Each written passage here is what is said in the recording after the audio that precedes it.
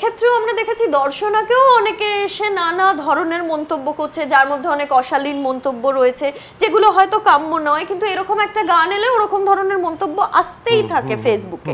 সেইটা নিয়ে তোমার পার্সপেক্টিভটা কি? তোমার খারাপ লাগে কিনা, মনে হয় কিনা ওকে আরো বেশি প্রোটেক্ট করা দরকার, নাকি তুমি সত্যি মনে করো যে অভিনেতা অভিনেত্রীদের জীবনের এটা একটা অংশ, এটাকে ডিল করতেই হবে? Absolutely, get used to it, I feel. And এইটা হবেই, মানে এইটা যখন আজকে ও তার আগের দিন যখন ও জামাটা ট্রায়াল দিচ্ছিল কেমন লাগছে, মানে প্রচণ্ড সুন্দর লাগছে, কিন্তু আমি জানি যে এই গানটা বেরোলে এইটা নিয়েই কথা হবে।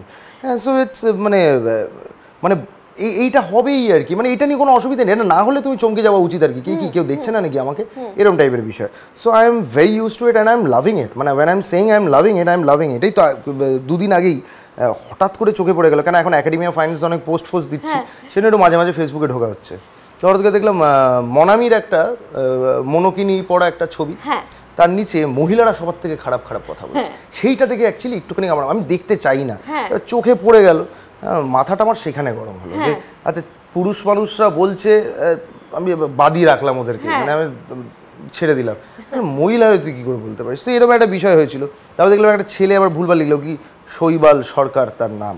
হ্যাঁ, তুই ফেমাস হয়ে গেলে, শৈবাল সরকার তার নাম।